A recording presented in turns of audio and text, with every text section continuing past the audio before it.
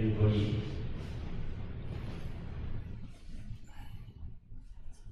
We started this program 9 a.m. today, and first session we finished 4 o'clock in the afternoon. Now it is time to start our second session, Dhamma sermon, 6:30 for morning. So I would like to invite Dr. Bhante Surakulani Devarantanatero is give a Dhamma talk on behalf of our children and those our supporters for being with all of them. Thank you very much. Thank you, Venerable Sir. Thank you very much, Bhante Dhammajyoti, for inviting me, and I really enjoyed my time here. I deeply appreciate your kind invitation and your support. So let us start our evening Dhamma talk with the salutation to the Buddha. So let us put our palms together, and together we recite salutation to the Buddha. Namaskara. Namo tassa bhagavato arahato samma sambuddhassa. Namo tassa bhagavato arahato samma sambuddhassa. Namo tassa bhagavato arahato Samma Sambuddhassa.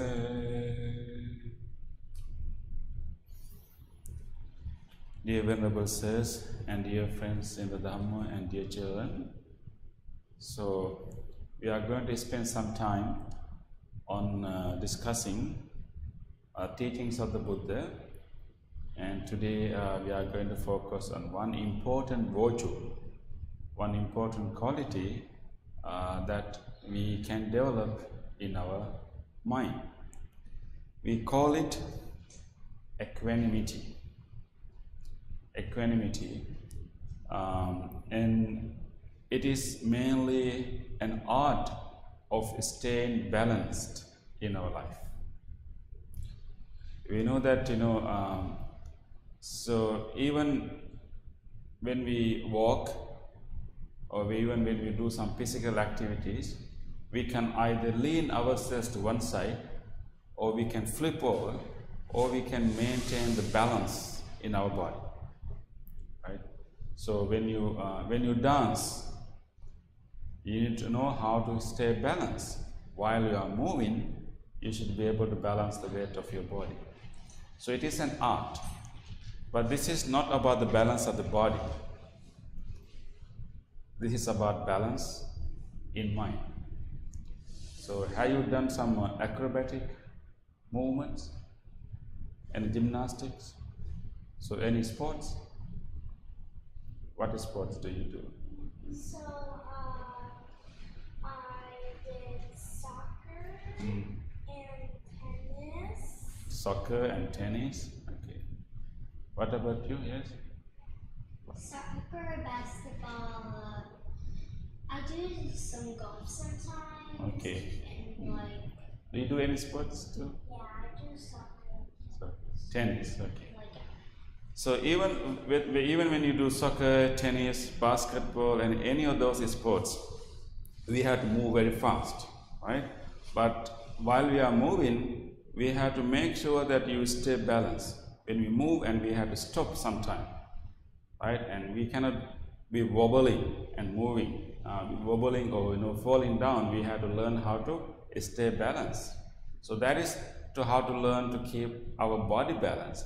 But what about keeping our mind balanced? It's also an art. So upekha, upeksha, and equanimity is an art of keeping the mind balanced, just like we keep our body balanced. It's the mind balance. So I have a little story to begin this special art of keeping our mind balanced. This story is found in the sutta, in the Buddha's discourse, called Maha Rahulo Vada Sutta.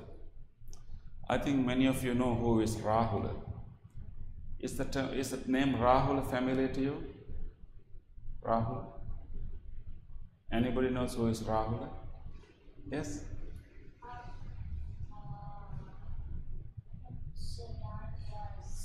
Very good. I'm so impressed. Yes, very good. Prince Siddhartha's son.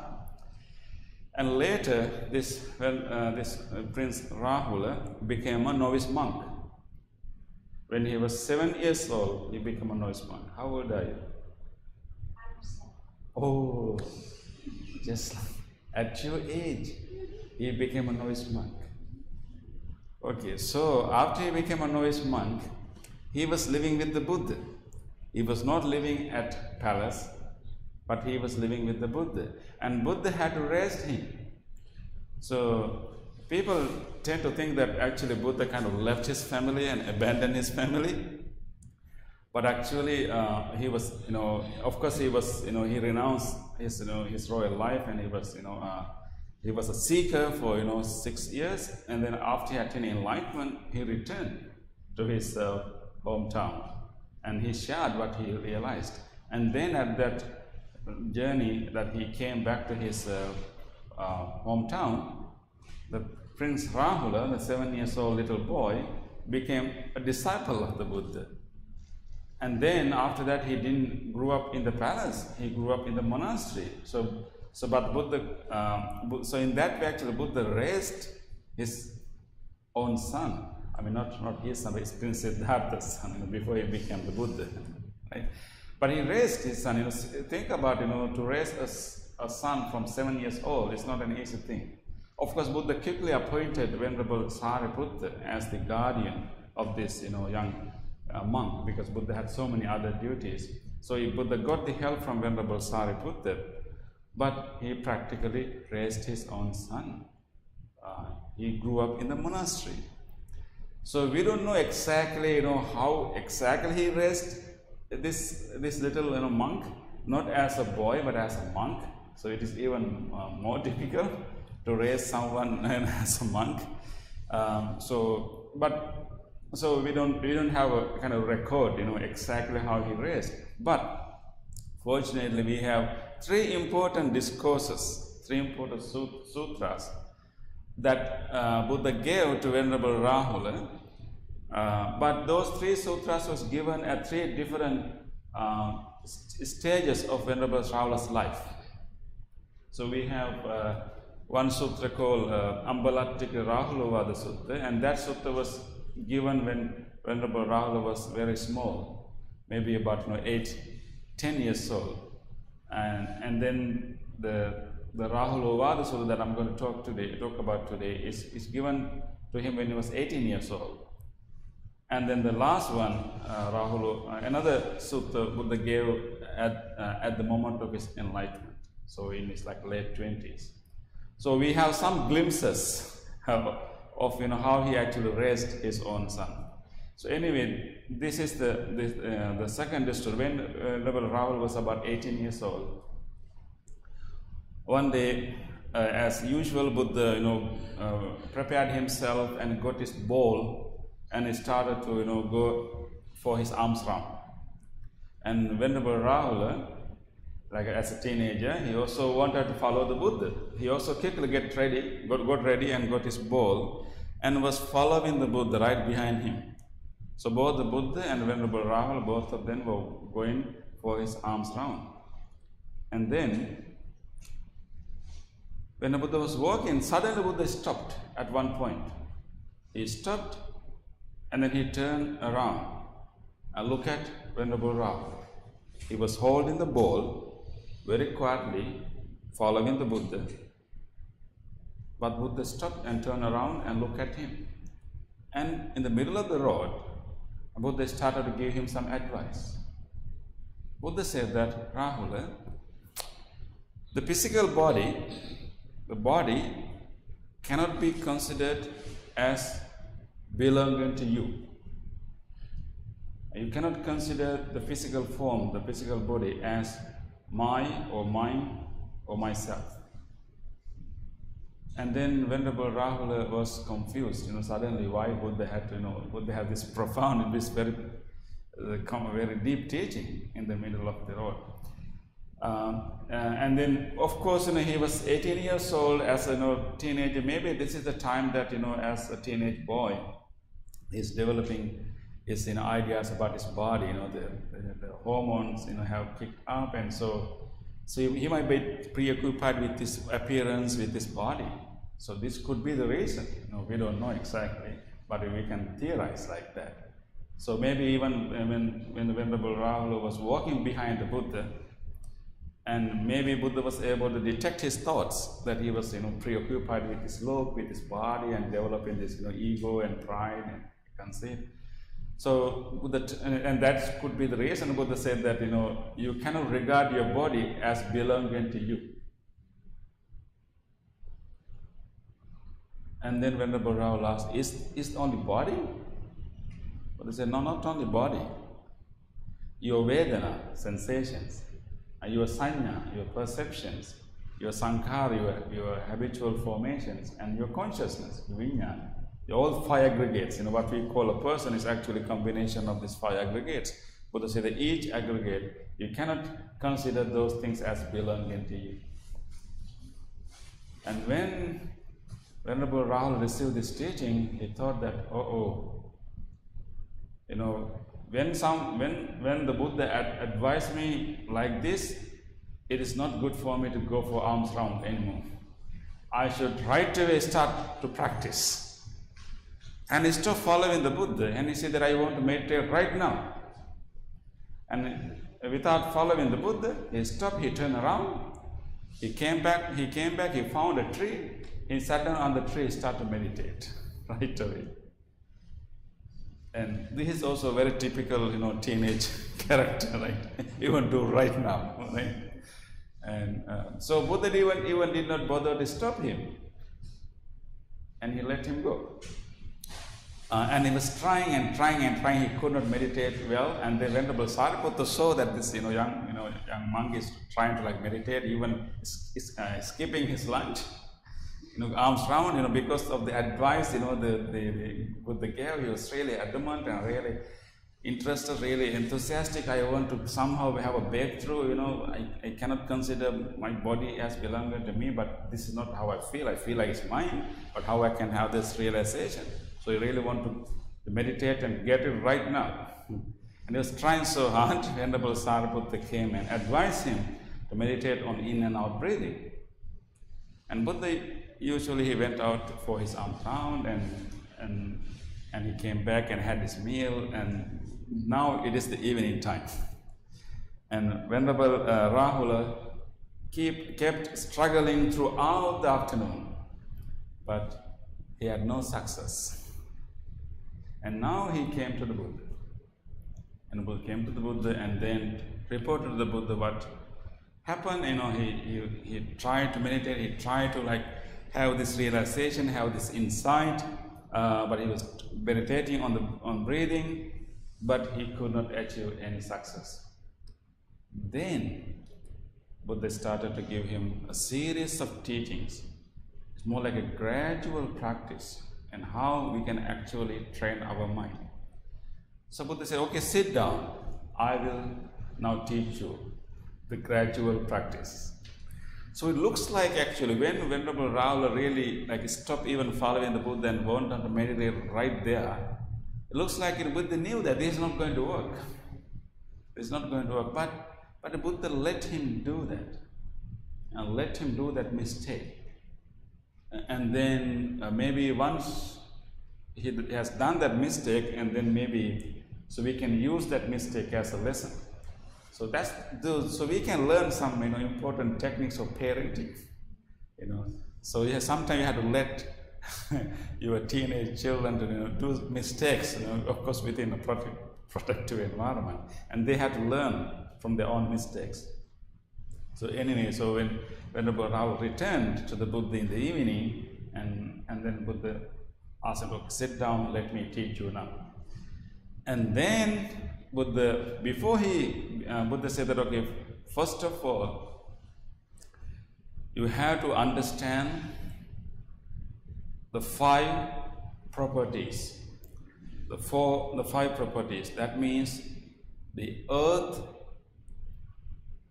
the water, fire, air, and space. Those are the five basic properties of the universe, right? The earth, water, fire, air, and space. Buddha said, first you have to be familiar with these five categories, five properties. And then Buddha said that, and then you have to train your mind. You have to train your mind to be like the earth. If someone asks you to do, okay, be like the earth. Buddha said, meditate in tune with earth. So be like the earth. And Venerable Rahul asked, what do you mean by that? How can I be like the earth?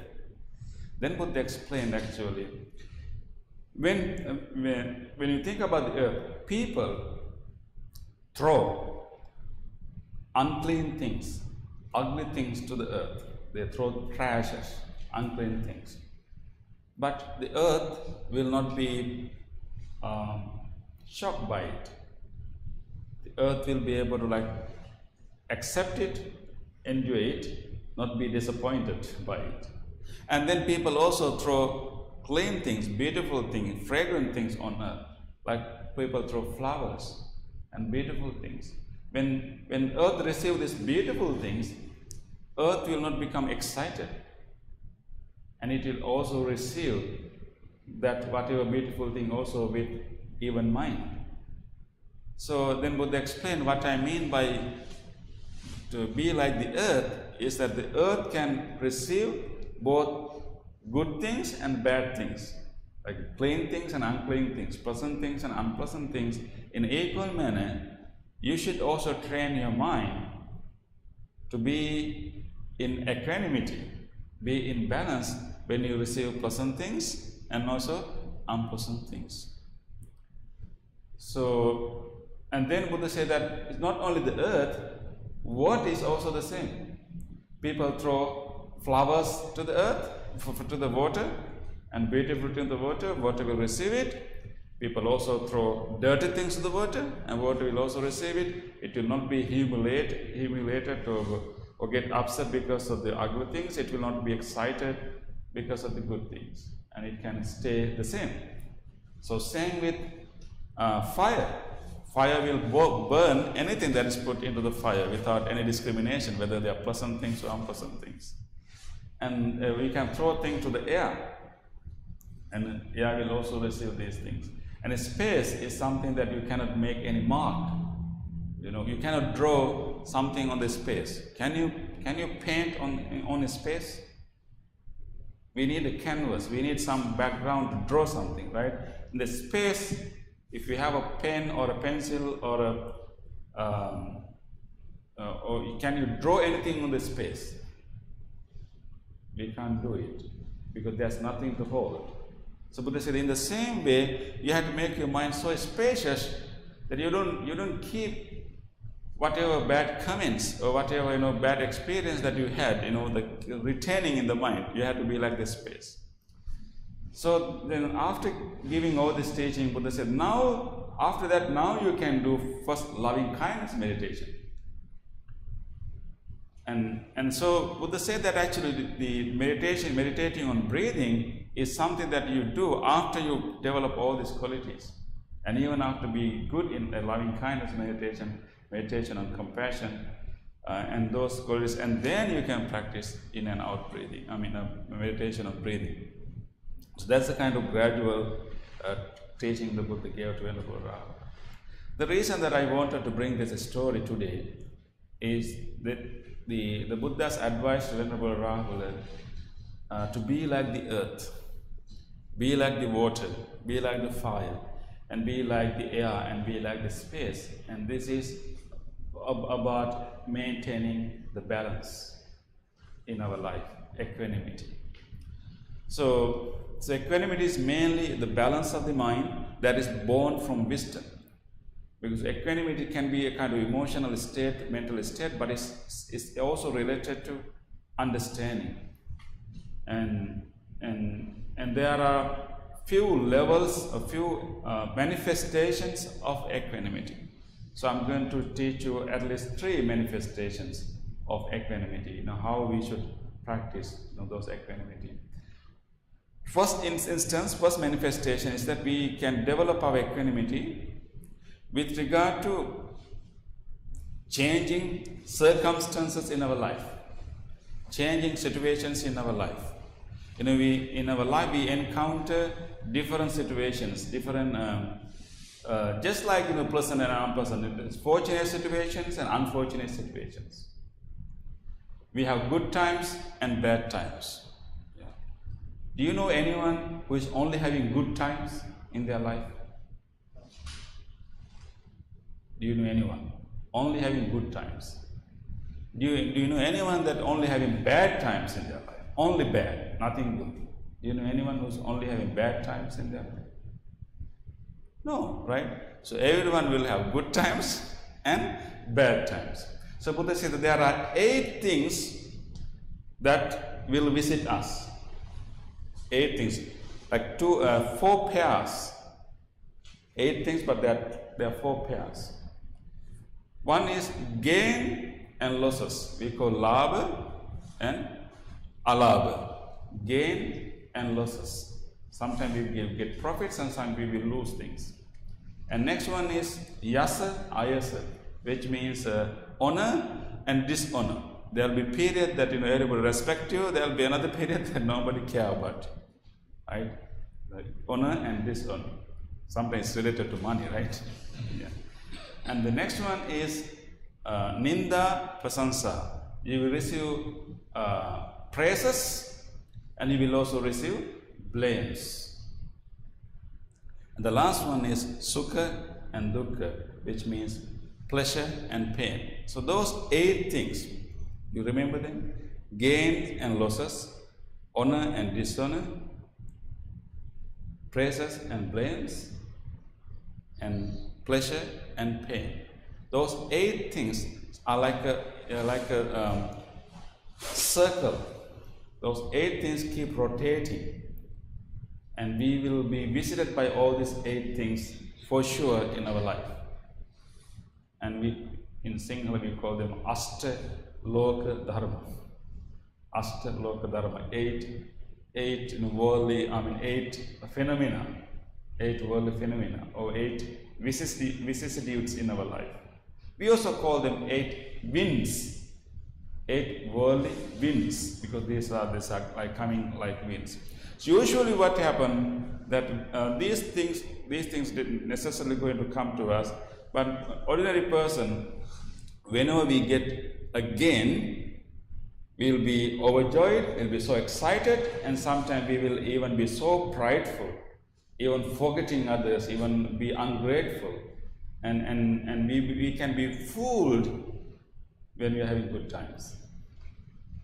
And when we have a loss, we get so disappointed, so upset, so angry, so sad. So we go to these 2 extremes. That is normal way. When we get a gain, maybe when you get a raise in your salary, you become so prideful, so joyful, and even like look down on others, who don't get such a amount. So we will, without our knowing, we can be fooled, we can be intoxicated, by the good things that is happening to us. So we really have to be careful, not only when we are going through bad times, because when you are going through good times, those things can fool us, can increase our delusions. So that can happen. So usually this is how we respond to these situations in our life. With gains, we become so prideful, so elated. With losses, we become so depressed, so upset, and we are in both 2 extremes. And it's not healthy, it's not good, it's not really giving us energy to move forward. So equanimity is actually ability to stay somewhat balanced. You can be joyful, but not to be elated, not to go to the extreme of being prideful. When you have a loss, you can recognize it, maybe you can think about it, and you can maybe regret your bad decisions, but not to go to the all the way to like being depressed and upset. But how we can do that? That's the issue. So, but also the honor and dishonor, and also praises and blames, and especially, praises and blames are the very common thing that we will receive, right? And so sometimes people praise us, they give good comments on us, right? And sometimes people blame us. Do you remember recently? Do you remember anything that you did a good job? Someone told you that, oh, you did a good job. Do you remember? What kind of good job did you do recently? Anything do you remember? That someone tell you did a good job, yes? No, actually, I don't think anybody told me that I did. You don't, nobody told you? I don't know. Don't remember. Okay. Do you remember any time that, people kind of, give a good comments, praises you, right? Do you also remember any time that, people blame you? Maybe, do you remember? So when people praises you, how do you feel? They praise you, they say, you did a good job, you're so good, you're so clever. What do you feel? Proud. Proud, yes. Happy. Yeah, we feel happy, and then we feel proud. There's two levels. First we feel happy, and then we feel proud. Let's say somebody criticizes us. They blame us. You didn't do a good job. You were so lazy, and this is so bad. And what do you feel? Sad, and then? Miserable. Miserable, yes. Thank you. Embarrassed, yeah. Especially if it's like your teacher. In front of everyone. Also, That's so bad, right? yeah, like especially if like it's your teacher and like they say and like the teacher says in front of the whole class, like to everyone, and everyone knows that you did a lazy job. That'll be so embarrassing. Yeah, Also so awkward, like to connect with embarrassed. Like I think embarrassed and awkward have the same meanings. Like awkward also. Okay, yeah. So now, okay, you see, in our life we will get praises. People will praise for our good things, and people will also point out our mistakes, and they will also blame, maybe criticize us, right? So we are going to get both of them. Do you think that you will only get praises in your life? No. And you are definitely going to get criticism too, right? Do you think that you will only get criticism in your life? No, you will get some praises too. So we are going to get both of them. Now the issue is that whenever we get praises, when people praise us, yes, do you have anything to add? You feel too like good about yourself. Yeah. And like that leads you to do like More good. things. More good. Yeah, that's okay. And like you think that you're like all good and that like everyone loves you.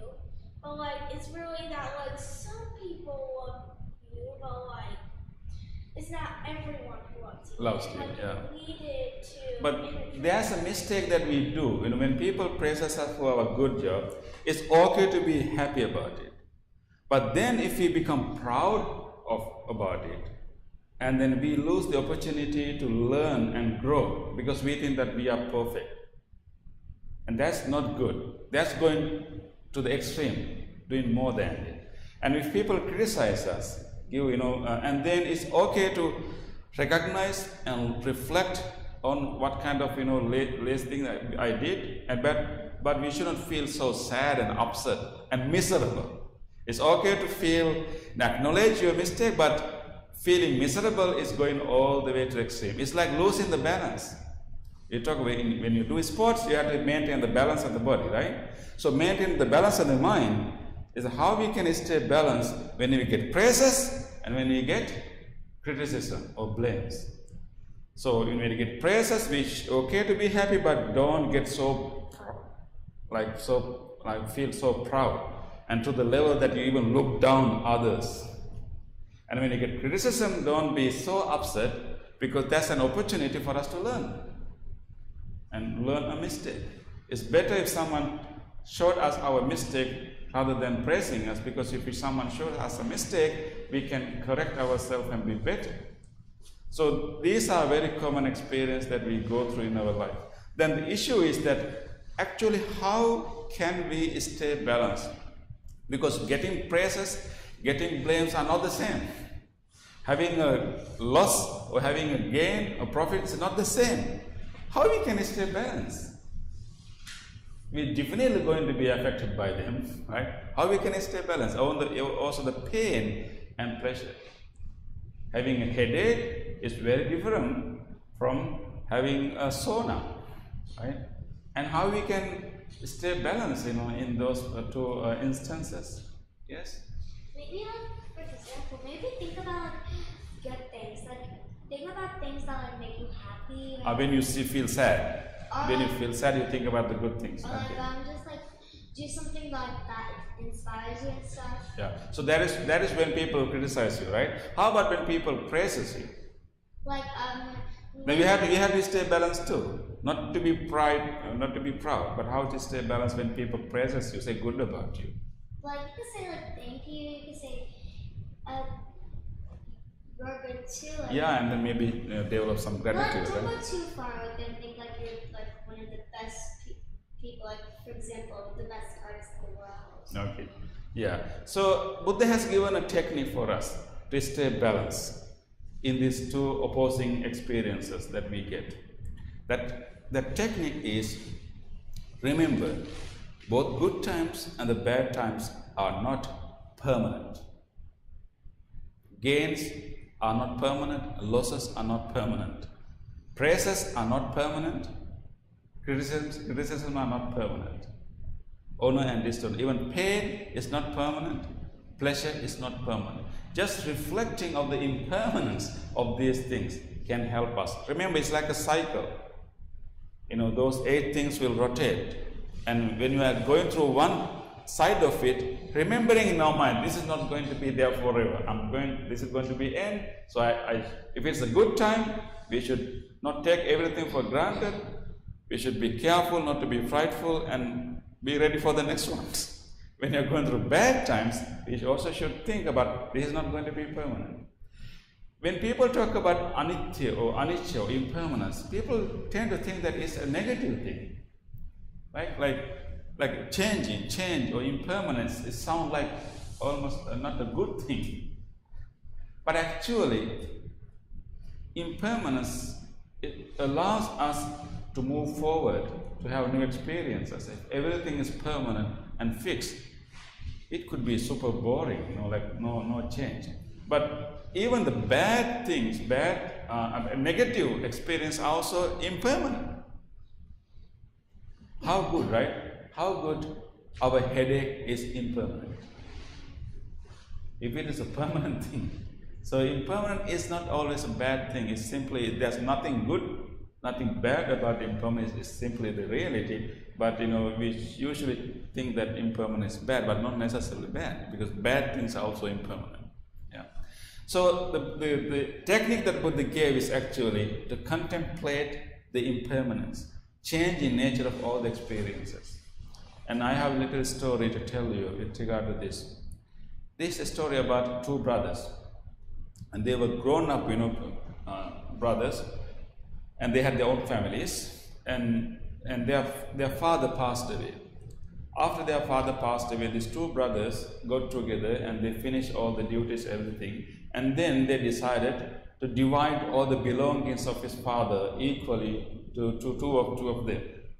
So they went through all the belongings of the father and they decided, okay, you take this, I take this, you take this, I take this. So they divide all the belongings in equal manner to both parties.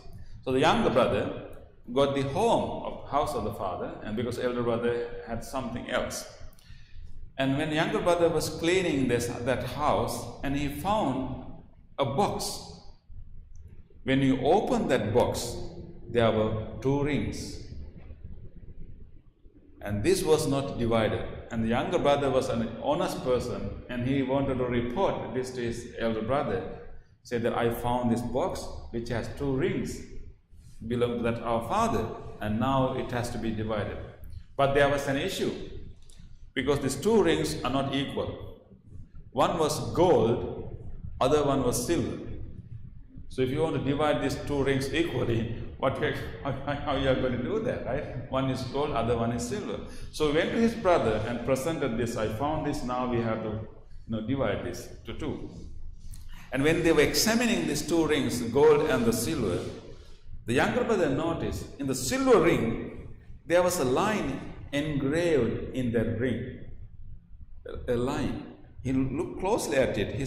He read that line. It says, "This too will pass. This too will pass." That is the line that was engraved in that ring. As soon as he saw that line, he suggested to his brother, "Brother, you take the gold one. I'm okay with the silver one because I like this place very much. This too will pass." It kind of reminds me the reality, reminds me the chain, impermanence. I like to wear it. I like to look at that praise all the time. What is the praise? This too will pass. This too will pass. Do you understand the meaning? This too will pass. Pass means change. This will change. Everything will pass. Everything will change. Right? This too will pass. So then the elder brother was so happy that he got the gold one. And the younger brother was happy with this nice silver ring with this nice piece of wisdom. And so they continued their lives. They were farmers. And so some seasons you get enough rain and you get enough fertilizers, people, your workers work so hard, very efficiently, and you get a real good harvest. And when you get enough rain and you get good harvest, you're having really good time. Okay, so younger brother, they were so happy. They have enough harvest. They have surpluses. They can sell. They can buy other things. When they have having a good harvest, having a good time, the younger brother is wearing the ring, and he read, "This too will pass." So he realized that I'm going through a good time. There's a good harvest now. Everything is good. I have enough money, more than enough money, but this too will pass. And therefore, he realized that he don't take anything for granted. He don't spend lavishly. He don't become proud. He don't start look down on others and he start blaming others who didn't get the good harvest. He didn't do all these things. He become humble, and then he can manage his good time. So you mean the younger brother? Younger brother. He's the one who had the silver ring with this line. This too will pass. Was it the house? Yeah, he got the house too. And the elder brother, he also got the good harvest, lot of good harvest, had more than enough, and he didn't have that kind of, he didn't have anything to remind him about the impermanence. And when they had some good time, good harvest, he becomes so so proud, and he started to spend a lot, and he started be blame on others, even look down on others who didn't get the good harvest, and even show himself off, throwing parties, and he's spending a lot of money, and then he lose all this wealth, because he think that having a good time is going to be there forever. Was that the older brother? He's the older brother. His older brother is the one, he got the gold ring, and now he's having a good time, good harvest, and when it's good harvest, he don't think about whether it's going to be going to pass, going to change. He just show him off and be proud and not really thinking carefully. And then so he's got overjoyed and elated and be so prideful, develop his ego. And then another season you get a really bad house. Rain didn't come on time and workers didn't work properly. You get a house, it's not even enough for you to survive. Really bad time, really difficult time, and not enough things to survive. And the younger brother is going through this difficult time, and not enough thing to eat, and many things are restricted. They couldn't do things that they did before. Going through a real difficult time, but he has this ring which read, "This too will pass." Means this bad time that he's going through, this pain that he's going through, this too will pass. He read that line. And once he read that line, this too will pass, he develops some strength. Okay, this is difficult now, it's painful now, but this will change. This will eventually change. This is not going to be there forever. This too will pass. So once he read that line, he develops some resilience, some endurance, some patience, some ability, some courage to move through that time, because he knows for sure that's going to change. So it gave him that kind of power, that kind of courage. But the elder brother, he also got the same bad hours, not enough for him to support his own family even, and he was used to throw parties. He can't do anything now. He becomes so upset, so depressed, so angry, so disappointed, so miserable. He became miserable. Because he had no wisdom. No wisdom. He had no wisdom like the younger brother. Younger one, because he got the gold one, but no wisdom. And whenever we are going through bad time, we tend to think that that's going to be there forever. I mean, we don't have that wisdom of impermanence.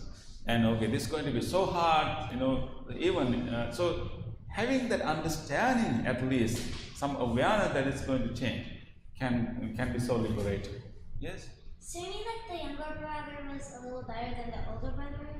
Younger brother becomes so wiser because of that reminding of himself of that line. This too will pass. So let's say when you get praises from someone, people say good about you. You have to remember, that's not going to be there forever. You have to remember in your mind, this too will pass. This is not going to be there forever. And people criticize you. You have to remember, this too will pass. When you're having a good time, you have to remember, this will change. When you are having a bad time, you should remember, this will change. So when you contemplate the impermanence, Buddha said that we can stay balanced. We can stay balanced. We can appreciate the good time, be grateful to that, and we can also somehow accept the bad times, but we just move through both of them without falling into either directions. And that is the art of staying balanced. How we can do that is actually contemplating the impermanence. So I think this praise, this too will pass, is a very powerful praise. We should have it somewhere. Somewhere in your house, in your working table, even like when you are having hard time in your job, maybe a deadline, a lot of work to do, you have to finish it, so overwhelming, you really have to work. But if you have line, this too will pass. This is not going to be there forever. I'm not going to feel this pressure forever. There will be change in the situation. So it's important to have that wisdom. Actually, in Pittsburgh Buddhist Center, we made a wristband with line, this too will pass. It's a very good one to have. Actually, we should have it somewhere, very visible. That can really help us to have a lot of wisdom and help us to give courage to move through difficult times. And also remember, it's also not only on difficult times, but also in good times. Because a difficult time is a pain in the hardships that really bothering us. But in good times, there are no hardships, but more dangerous if you don't have wisdom, because we can develop ego, we can develop our delusion. That good times are feeding the delusion, and then when the bad time comes, we will fall down and we will have more pain if we have more delusions. So we have to be mindful in both situations. So that is one manifestation of equanimity, to stay balanced in both good times and bad times. The next one is actually staying in balance when we want to help others. So in Buddhism, we have these 4 interrelated virtues we call Brahma Vihara, because these the highest positive human emotions, highest positive virtues, Brahma Vihara or Brahma Vihara. We call them Metta, loving kindness, Karuna, compassion, Mudita, sympathetic joy, Upekha, equanimity. So these are interrelated. So metta is loving kindness, means our genuine willingness for everyone to be fine, everyone to be well. Karuna, compassion, means that our sensitivity to the other's pains and sufferings, our feeling, our needing, our need to relieve that suffering. That is compassion.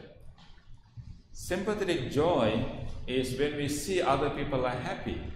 They are okay, and we appreciate that. We rejoice their happiness. Rejoicing others' happiness, rejoicing others' success is called sympathetic joy. That is mudita. Mudita in opposition to jealousy.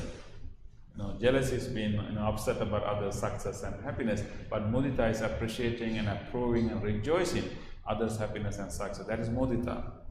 And then upekkha is equanimity. So people don't talk much about upekkha. They talk about loving kindness, compassion, and sympathetic joy is also not much discussed.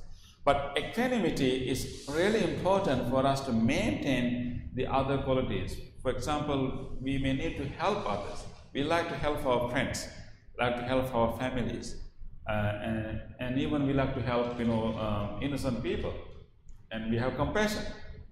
But when we start to help, you realize that sometimes our help is not appreciated, even not acknowledged. And sometimes people don't make use of our help. And when we help, we want people to maybe change a little bit. There are no bad habits, whatever. But Take it for granted. yes, but but they may not change. Maybe not change to the speed that we want to do. Sometimes we want to help the society. We want to really help, but as an individual, we are limited in our capacity to help. So equanimity is actually ability to understand the limitation, and then not to lose our interest in helping. Let's say we want to protect the environment, for example. Okay, and we want to work hard. We will do things. We will help the environment, but we realize that is my help, my dedication is not really making any impact. And then you get disappointed about it, and even you will stop doing it. But equanimity is actually for acceptance. Acceptance that our help is always limited. Always the kind of impact that I can do as an individual, maybe as a community, as a family, is always limited. But that doesn't mean that they are insignificant. They are ineffective. They are effective, but not as powerful as we think. So the second manifestation of the equanimity is actually how we can keep helping others even though we know that help is not that helpful. I mean, not to the point that we want that help to be helpful. So two ways. One is that when we give help, people may not change. We expect them to change, and people will not make use. People may not make best use of our help. But still, we need to have equanimity, acceptance of people's own destiny, their own karma, but not stop helping. The second one is that we want to help someone, we want to help, but our help is very limited. These days, actually, we are experiencing that, as Sri Lankans. And Sri Lanka is going through such a hard time, difficult time, and we feel so sad about the kind of living condition that they are having, even without having any life-saving medicines are lacking, food and many things because of this whole economic crisis. So we really want to help. We try our best. We send donations, but it's too much. It's too big of a problem for us to solve. It will take time to solve that problem. Even they start a new economics policy, and it will take time. So, but we feel really it's difficult to see the pain of our own relatives, our own devotees. It's really difficult. It's painful. But sometimes we feel helpless. Feeling helpless is a result of lack of equanimity, because we always have to remember that we cannot control the whole world, and whatever help, whatever benefit, whatever impact that we can do to this world is always limited, and we cannot control everything, but that should not stop us helping. So we should keep helping whatever we can, although we don't see a big change happening over there. But equanimity is actually acceptance, accepting the situation but still willing to help. So in order for us to have true loving kindness, continuous compassion, sympathetic joy, we need equanimity, that element of acceptance and understanding that we cannot control everything, not expecting the specific result of our help, but just having that attitude of spaciousness in the mind and acceptance and keep helping.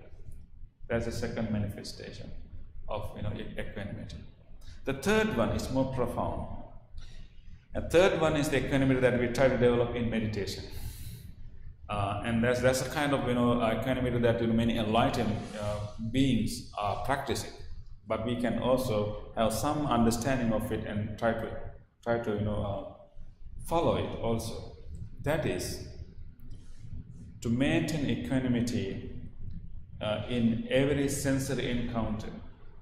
The first manifestation is actually stay balanced when we encounter two opposing situations in our life, gains and losses, praises and blames. But when you come to very minute level of our life, we will encounter things to our eye, ear, nose, tongue, and skin and the mind. We will encounter pleasant objects, we will encounter unpleasant objects. We will hear pleasant sound, unpleasant sound. Pleasant smell, unpleasant smell. Delicious things, not that delicious things. And the comfortable tactile sensation, uncomfortable tactile sensations. Good memories, bad memories. So we are going to encounter all these things all the time. That is every second we will have those things. As long as our sensory organs are functioning, we are sure to get pleasant experiences and unpleasant experiences. So usually what happens, whenever we get a pleasant sound, pleasant visual form, pleasant taste, whatever, whenever a pleasant thing happens to us, we become we develop desire for that, we develop greed, we want it more, we develop attachment to that. And when we encounter unpleasant things, we develop repulsion towards it. And that's how we live our life, Good things, attachment, want it more. Bad things, repulsion, get rid of it, don't want it, and anger and throw it. This is how we, live our life. So equanimity in that context means that accept both pleasant ones and unpleasant ones. And contemplate not only the impermanence in that context, but contemplate the constructive nature, that any pleasant thing that we received is actually a constructed experience. Whatever pleasant thing that we see is actually a result of a lot of causes and conditions. The pleasantness is not actually in the object itself. The pleasantness also had to do with our eye. For example, let's think about a nice soothing sound, maybe a piece of music. When you hear that music, it's a pleasant thing. You will be attracted to it, you will develop attachment. But you can contemplate of the very nature how this whole experience is constructed. Because the pleasant sound is not something out there coming to us. That pleasantness is also created in our eardrum. So pleasantness or unpleasantness does not exist independent of ourselves, outside. It's how we also contribute to that experience, how we play a part in that, and then we construct the pleasantness, unpleasantness. For example, taste. Also, when you have pleasant taste, we think that the taste is in the food. Food only provides the conditions for the taste to happen. But the taste is produced in the tongue. Of course, if you had COVID, for sure that, during the COVID, you lose the sense of taste. And talk to those people, they feel like they are eating some cardboards. They didn't feel any taste. The food is the same, but they don't feel any taste because they are, the organs is not working properly. And not only when you are, sometimes when we are sick, sometimes we get flu and other sicknesses also, sometimes we also lose the sense of the taste. Think about it. When you eat the most delicious food at that time, we don't feel the taste. and even sometimes the smell. Right? That proves that actually the pleasantness and the unpleasantness that we experience is not something actually existing out there. It's actually a co-production that we also play a part in that. When you reflect in that way of your pleasant experience and unpleasant experience, we will not develop attachment to them. We will also not develop repulsion towards them. We realize the constructed nature of this experience. We remain equanimous. That's the higher level of equanimity, the third manifestation. So, staying balance is an art. It's something that we develop as a result of wisdom, and we need this skill to live our life, because we are definitely going to experience both good times and the bad times, the pleasant things and unpleasant things. We are always going to experience that our effort is successful and our effort will be not successful. In both cases, we should have this balance to keep moving without falling to either direction, either being prideful or arrogant, or being so depressed and upset. So the equanimity is actually this ability to stay balanced.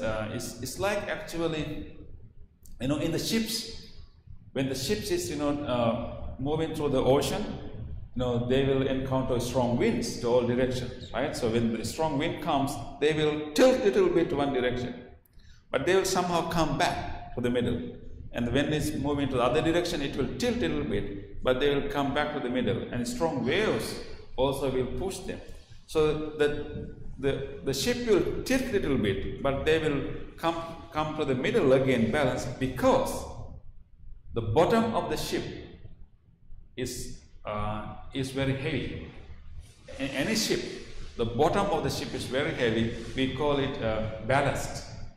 Ballast of the ship. Either you have heavy metal in the middle, or you have a liquid, or some kind of water, heavy water in the bottom. So the bottom of the ship is always heavy. Because of that weight of the bottom of the ship, it will tilt due to the wind or to the waves, but it will somehow come back to the balance because of the weight of the bottom of the ship. So equanimity is like that, balanced in our life. So it's that kind of stability is something that we develop through our wisdom, through our understanding of the impermanence, and understanding of the constructed nature of our experience, the understanding that our ability is always limited. There's always limitations to our efforts, and accepting that, and that understanding can help us to stay balanced in our life. So that is upekha, or upeksha, or equanimity. So I wish may you all be able to develop that balance, and you will not fall in your life.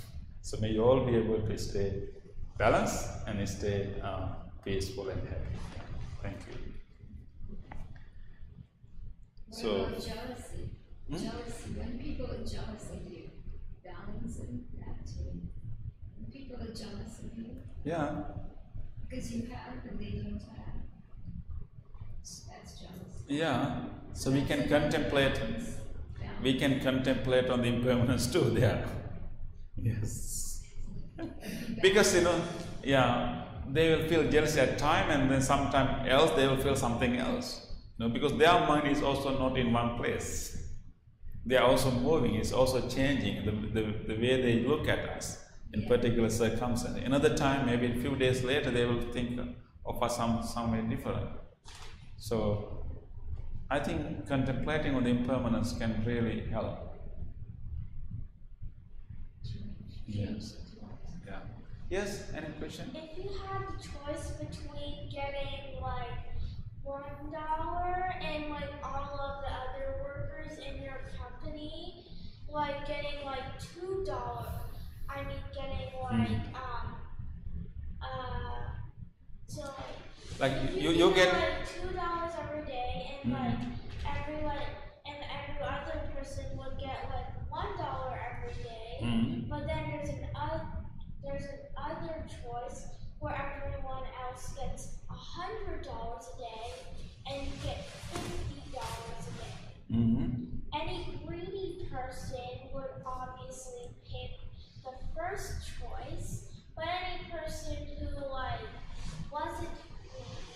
would pick the second choice because like still you wouldn't get as much as everyone else, but you would still get like more like than $1 than like $2 a day. Yeah, so he doesn't want to like exploit others, like he want to be same with other people, right? Not only to get a profit for himself. What is what you are saying there? Like let's say everybody else get $1 and you have an option to get $2 while doing the same amount of work, or you do extra amount of work. So like what I was saying was like if you had the choice for to get like more money than everyone else, But doing the same amount of work. Yeah. Doing the same amount of, but somehow you get the opportunity to earn more, although you do the same work. And then like the other opportunity to get like less than everyone else, but still more than if you got more than everyone else. Okay. First choice. So are you making a comment? So you think that good person will always try to be fair and try to only get what other people are getting. Yes, and I think it is being moral, right? It's being moral, it's being considerate of other people, and not to take money in unfair ways, right? Being fair is always good. Although he may not get a lot of money, but he can have happiness in his mind because he was fair. Yes. You have a question? It's also like for example like for example you have a twin Twin. You're twins and Okay. you got the same toys but one twin has more toys than you. It's Other. unfair because you're twins and you should have the equal amount of toys and it's unfair like that the other one twin is getting treated even better than the other twin and But let's say the one twin likes like toys more, the other twin like books. So yeah, then one will have more toys, the other one will have more books, but it's still equal, right? but I mean that they have the same percentage of interest. Yeah, if they have different interests, so it's all Yeah, they have better. the same interest. Oh, yeah, then we have to, yeah. Maybe the one who's having more toys should share his toys with the other one. That is the best thing to do, right? Yeah. Yes. I just want to know difference between when we sleep, we shut down our brain, right? And when we meditate, it's the same thing. So what's the difference? If I want to stop my brain working, Okay, yeah. Why not you go to sleep, right? Why bother to meditate, right? Yeah, that's a good question.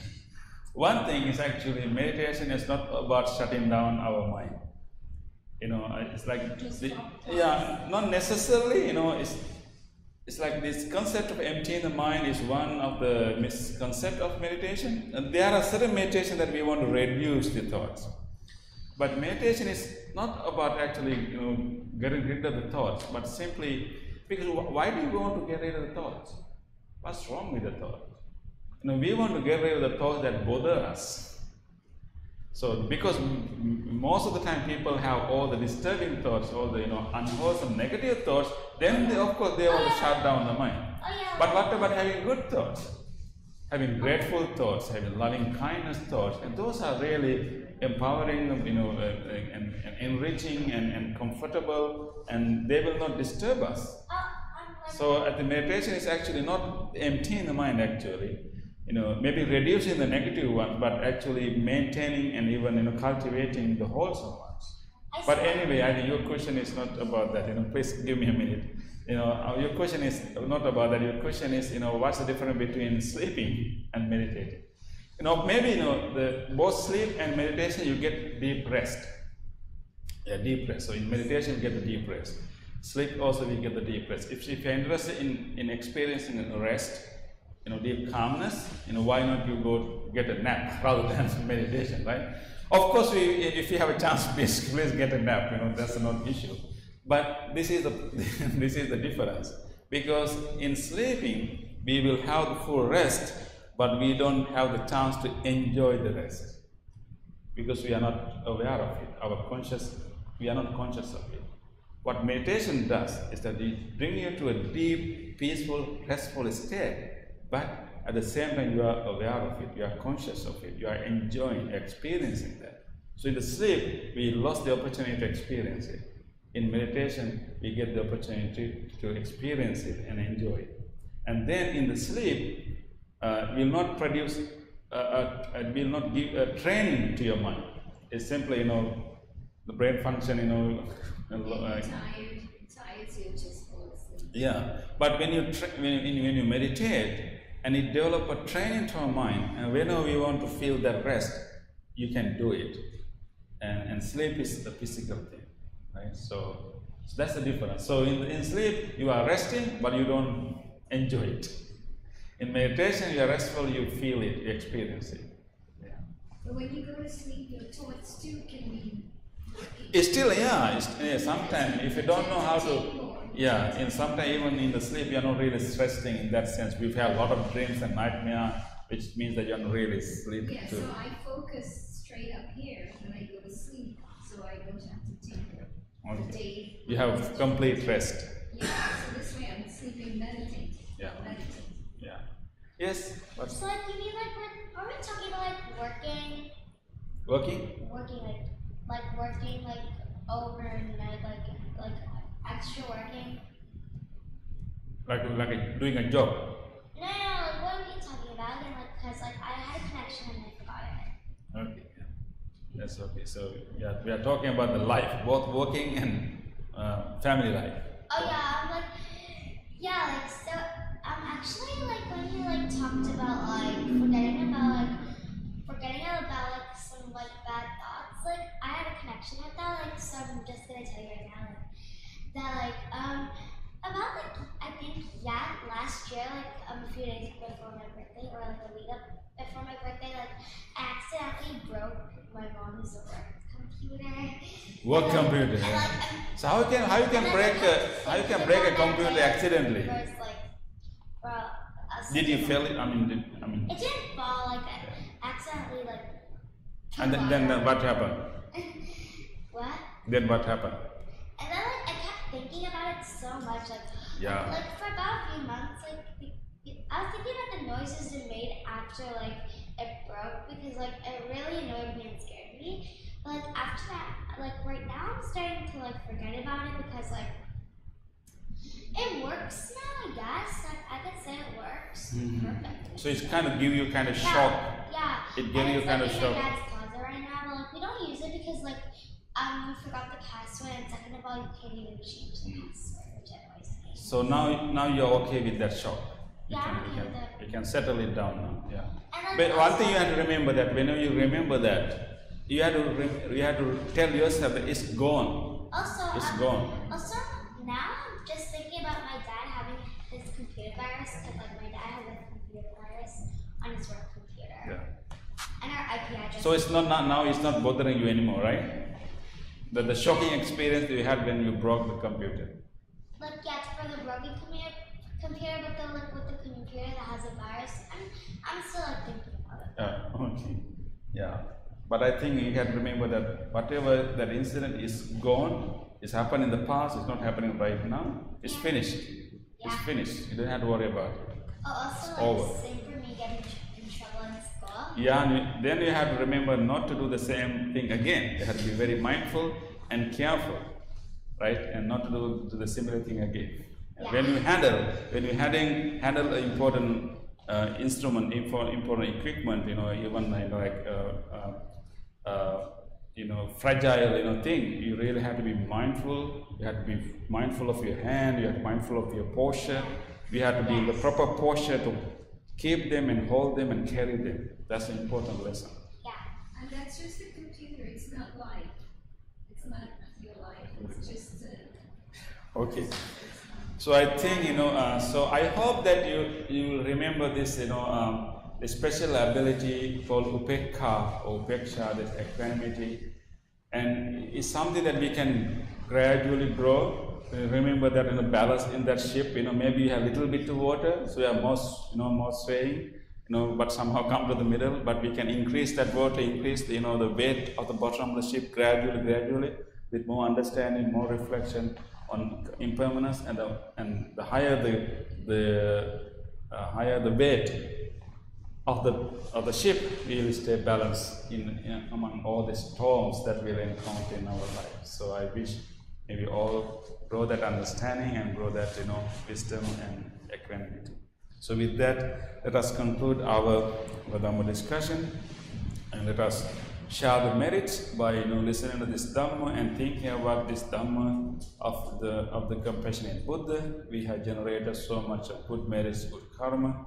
Let us share these merits with everyone else. First of all, let us offer our merits to our most respected Nayaka Hamdru, our most venerable late Guru Nayagoda Pirthis Nayaka Hamdru. Let us share these merits with him.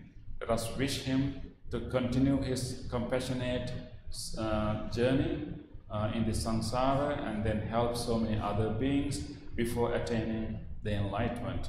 May our most venerable Sir share these merits. May he be benefited from these merits. May he finally achieve the sublime bliss of Nibbana.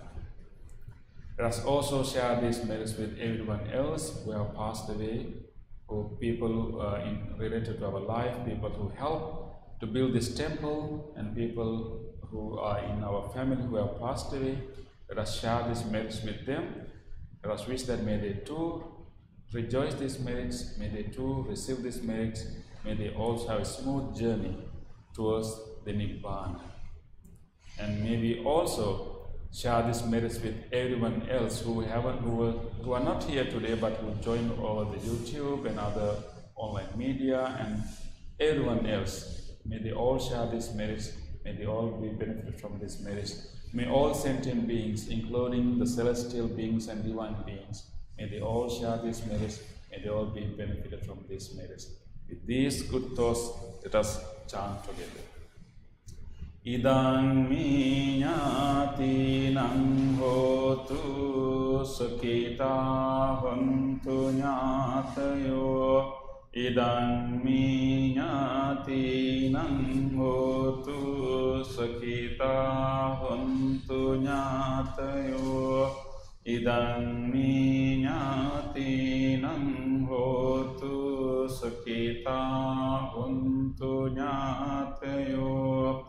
Ittavata ca amhi sambhatam punya sampadam sabbe deva anumodantu sabba sampatti siddhya sabbe bhuta anumodantu sabba sampatti siddhya sabbe sattha anumodantu sabba sampatti siddhya akasatta ca bhummatta devanaga mahindika punyantam anumoditva cirang rakkantu loka sasanam. Akasatta ca bhummatta devanaga mahindika punyantam anumoditva cirang rakkantu loka sasanam. Akasatta ca bhummatta devanaga mahindika punyantam anumoditva cirang rakkantu loka sasanam. Sadhu, sadhu, sadhu.